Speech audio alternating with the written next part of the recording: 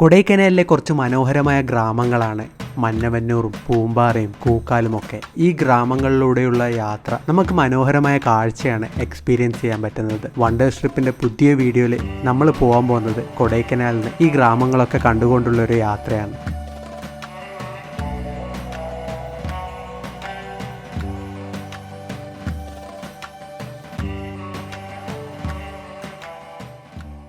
രാവിലെ എഴുന്നേറ്റ് ഫുഡൊക്കെ കഴിച്ചു. ഗുണ കേവ്സൊക്കെ കണ്ടു വന്നതിന് ശേഷമായിരുന്നു നമ്മൾ റൂം വെക്കേറ്റ് ചെയ്തത്. നമ്മൾ താമസിച്ചിരുന്ന റിസോർട്ടിലെ മാനേജർ ഗുണ കേവ്സ് കാണാൻ പോകുമ്പോൾ പല പ്രാവശ്യം പറഞ്ഞിരുന്നു നിങ്ങൾ ഉച്ചയാവാണ്ട് ഇവിടെ തിരിച്ചെത്തില്ല എന്ന്. പക്ഷേ റൂം വെക്കേറ്റ് ചെയ്യേണ്ട ടൈമിന് അരമണിക്കൂർ മുന്നേ നമ്മൾ റിസോർട്ടിൽ തിരിച്ചെത്തി. ഒട്ടും ടൈം വേസ്റ്റ് ചെയ്യാതെ ബാഗൊക്കെ പാക്ക് ചെയ്തു റൂം വെക്കേറ്റ് ചെയ്തു നമ്മൾ ഇവിടെ നിന്ന് ഇറങ്ങി.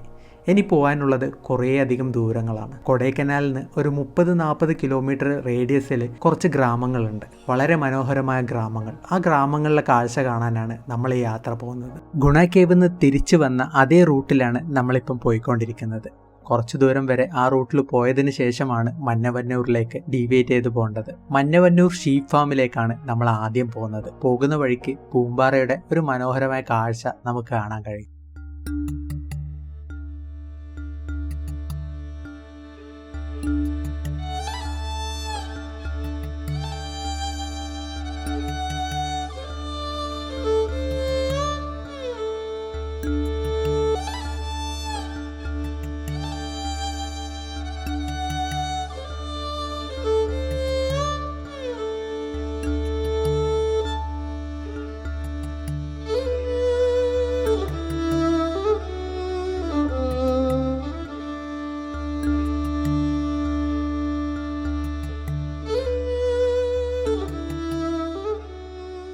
ഈ ഒരു റൂട്ടിലൂടെ യാത്ര ചെയ്യുമ്പം ആദ്യത്തെ ഒരു വ്യൂ പോയിന്റ് ആണ് പളനിമല വ്യൂ പോയിന്റ്. കോടയൊന്നും ഇല്ലാത്തൊരു ടൈമാണെങ്കിൽ ആ ഒരു പളനിമലയുടെയും താഴ്വാരത്തിന്റെയും ഒക്കെ മനോഹരമായ കാഴ്ച നമുക്ക് ഇവിടുന്ന് കാണാൻ കഴിയും. ഈ ഒരു സ്ഥലത്ത് നിന്ന് 1-2 കിലോമീറ്റർ മാത്രമേ ഉള്ളൂ പൂമ്പാറയിലേക്കുള്ള ദൂരം.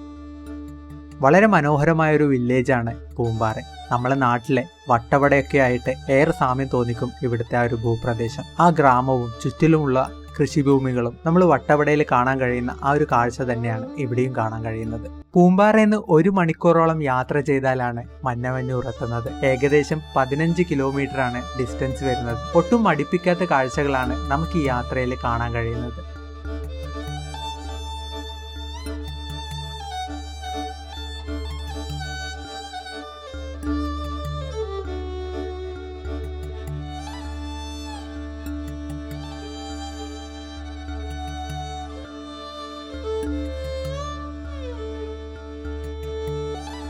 ഒരു മണിയോടെയാണ് മന്നവന്നൂർ ഷീപ്പ് ഫാമിൽ എത്തുന്നത്. ഗേറ്റിന്റെ അവിടെ നിന്ന് തന്നെ ടിക്കറ്റ് എടുത്തിട്ട് വേണം അകത്തേക്ക് കയറാൻ. ഒരാൾക്ക് 20 രൂപ എൻട്രി ടിക്കറ്റ് കൊടുത്തിട്ട് വേണം അകത്തേക്ക് കയറാൻ. വളരെ എക്സൈറ്റ്മെന്റോട് കൂടിയാണ് മുന്നോട്ടുള്ള യാത്ര. കാരണം അത്രയും മനോഹരമായ ഒരു കാഴ്ചയാണ് നമുക്ക് മുന്നിൽ കാണാൻ കഴിയുന്നത്. ചുറ്റിലും പച്ച വിരിച്ചു കിടക്കുന്ന മലകളാണ് നമുക്ക് ഇവിടെ കാണാൻ കഴിയുന്നത്. ആ മലകളുടെ ഒക്കെ നടുക്കായിട്ടാണ് ഈ ഒരു sheep and wool research institute വരുന്നത്. നവംബർ 16, 1965 അതായത് ഏകദേശം 45 വർഷങ്ങൾക്ക് മുമ്പാണ് ഈ ഒരു institute southern regional research centre ഇവിടെ സ്ഥാപിക്കുന്നത്. കയറി ചെല്ലുമ്പോൾ നമുക്ക് ആദ്യം കാണാൻ പറ്റുന്നത് ഒരു റാബിറ്റ് ഫാം ആണ്. വിവിധ തരത്തിലുള്ള റാബിറ്റുകളെ നമുക്കിവിടെ കാണാൻ കഴിയും.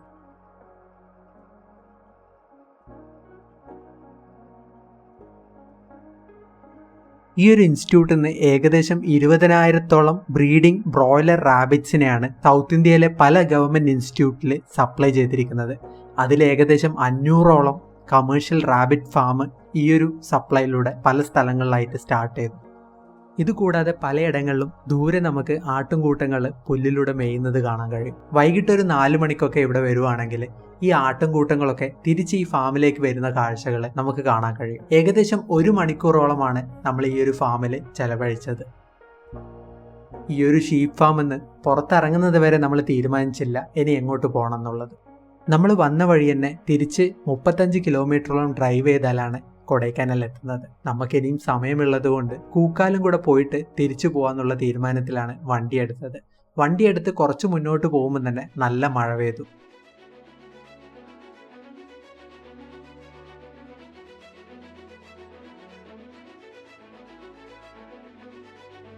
പൂമ്പാറയും മന്നവന്നൂറും ഒക്കെ പോലെ ഒരു മനോഹരമായൊരു ഗ്രാമമാണ് കൂക്കാൽ. പക്ഷേ അതിലും മനോഹരമാണ് കൂക്കാലിലേക്കുള്ള യാത്ര. 2:30യോടെയാണ് കൂക്കാൽ ലേക്കിൻ്റെ അടുത്തെത്തുന്നത്. ഉച്ചയ്ക്ക് ഫുഡൊന്നും കഴിക്കാത്തതുകൊണ്ട് നല്ല രീതിയിൽ വിശക്കുന്നുണ്ടായിരുന്നു.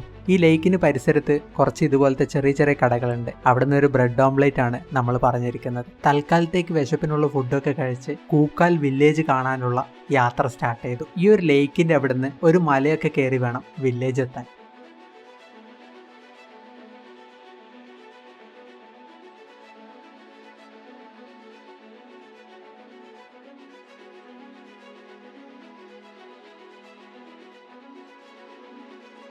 കൂക്കാൽ എത്തുമ്പോഴത്തേക്കും വീണ്ടും ചെറുതായി മഴ പെയ്ത് തുടങ്ങിയിരുന്നു. അതുകൊണ്ട് തന്നെ കാറിലിരുന്നു കൊണ്ടാണ് നമ്മൾ പല കാഴ്ചകളും കണ്ടത്. കൂക്കാൽ വളരെ ചെറിയ രീതിയിൽ എക്സ്പ്ലോർ ചെയ്ത് നമ്മൾ തിരിച്ച് കൊടൈക്കനാലിലേക്ക് വരാനുള്ള യാത്ര സ്റ്റാർട്ട് ചെയ്തു. ഇനി ഇവിടെ എക്സ്പ്ലോർ ചെയ്യാൻ ബാക്കിയുള്ള ഒരു സ്ഥലം പൂണ്ടിയാണ്. പൂണ്ടി നമ്മൾ മറ്റൊരു ട്രിപ്പിലേക്ക് മാറ്റി വെച്ചിരിക്കുകയാണ്. നമ്മൾ കൂക്കാലിലേക്ക് പോകുന്ന സമയത്ത് മഴയായതുകൊണ്ട് ഇവിടുത്തെ പല സ്ഥലങ്ങളും നമുക്ക് മിസ്സായിരുന്നു. ഈ ഒരു സ്ഥലമാണ് നമ്മൾ പല റീൽസിലും കാണുന്ന ആ ഒരു സ്ഥലം. This is not Switzerland. This is Kookal of Kodaikanal.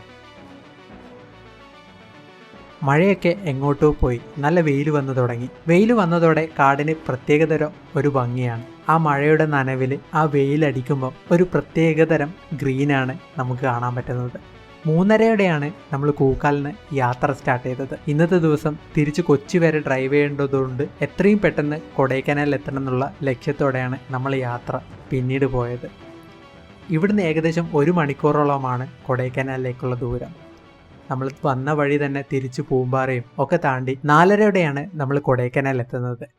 Kodaikanal വന്നാൽ വാങ്ങേണ്ട കുറച്ച് സാധനങ്ങളാണ് ഫ്രൂട്ട്സും വെജിറ്റബിൾസും പിന്നെ ഇവിടുത്തെ ചോക്ലേറ്റും. ഈ 3 സാധനങ്ങൾ ഇവിടെ നല്ല ഫ്രഷ് ആയിട്ട് കിട്ടും. ചില സാധനങ്ങളൊക്കെ നമ്മൾ നാട്ടിലേക്കാട്ടും റേറ്റും കുറവായിരിക്കും. ഇതൊക്കെ കിട്ടുന്ന ഒരു കടയിൽ വണ്ടി നിർത്തി എല്ലാം കുറച്ച് വാങ്ങിച്ചു. 261 കിലോമീറ്ററാണ് കൊടൈക്കനാലിൽ നിന്ന് കൊച്ചിയിലേക്കുള്ള ദൂരം. മലയിറങ്ങുന്നതിന് മുന്നേ ഒരു ചായ കുടിക്കണം എന്ന് വെച്ച് കടകൾ നോക്കി. പക്ഷെ റോഡും ചുറ്റുപാടും മൊത്തം വിജനമായ ഒരു അവസ്ഥയായിരുന്നു നമ്മൾ വരുന്ന വഴിക്ക്. ഈ ഒരു സമയത്ത് കൊടൈക്കനാലിൽ നിന്ന് തിരിച്ച് കൊച്ചിയിലേക്ക് വന്നത് അബദ്ധമായി പോയോ എന്ന് വരെ തോന്നിപ്പോകും. അത്രക്കും വിജനമായിരുന്നു റോഡ്. ഏകദേശം 3/4 മണിക്കൂറോളം ഡ്രൈവ് ചെയ്തതിന് ശേഷമാണ് ഈ ഒരു കട നമുക്ക് കാണാൻ കഴിഞ്ഞത്. കടയിൽ നിർത്തി ഒരു ചായ പറഞ്ഞു. അതിൻ്റെ കൂട്ടത്തിൽ ഒരു ഓംലേറ്റും കൂടെ പറഞ്ഞു. ഇന്ന് ഉച്ച മുതലേ നമ്മളെ ഭക്ഷണം ഈ ഒരു ബ്രെഡ് ഓംലേറ്റ് ആണ്. നല്ല അടിപൊളി ആംബിയൻസ് ഉള്ള ഒരു കടയിലാണ് നമ്മൾ ചായ കുടിക്കാൻ നിർത്തിയത്. ആ കോടയും ആ ഒരു ക്ലൈമറ്റും ഒക്കെ നല്ലൊരു ഫീലിംഗ് ആണ് ഈ ഒരു ചായയുടെ കൂടെ നമുക്ക് കിട്ടിയത്. 7 മണിയോടെ മലയൊക്കെ ഇറങ്ങി പളനിയിലെത്തി. ഇവിടുന്ന് ഏകദേശം 4.5 മണിക്കൂറോളം ഡ്രൈവ് ചെയ്താലാണ് നമ്മൾ കൊച്ചിയിലെത്തുന്നത്. ഇരുടായതുകൊണ്ട് ഇനി പ്രത്യേകിച്ച് കാഴ്ചകളൊന്നും കാണാൻ കഴിയില്ല. പൊള്ളാച്ചി എത്തിയപ്പോഴാണ് നമ്മൾ ഫുഡ് കഴിക്കാൻ നിർത്തിയത്. അത്യാവശ്യം നല്ല ഹോട്ടലിൽ നിന്ന് ഫുഡൊക്കെ കഴിച്ച് ഇനി ഏകദേശം 3.5 മണിക്കൂറോളം ഡ്രൈവ് ചെയ്ത് പൊള്ളാച്ചിയിൽ നിന്ന് കൊച്ചി വരെ എത്തണം. കൊടൈക്കനാലിലേക്ക് യാത്ര ചെയ്ത് നമ്മൾ എക്സ്പീരിയൻസ് വീഡിയോകളാക്കി ചെയ്ത എല്ലാ വീഡിയോകളും കണ്ട് അതിൻ്റെ അഭിപ്രായങ്ങൾ കമൻറ്റ് ചെയ്യണമെന്ന് പറഞ്ഞുകൊണ്ട് ഈ വീഡിയോ ഇവിടെ അവസാനിപ്പിക്കുകയാണ്. Stay tune for more videos. യാത്രകൾ ഇനിയും ബാക്കി.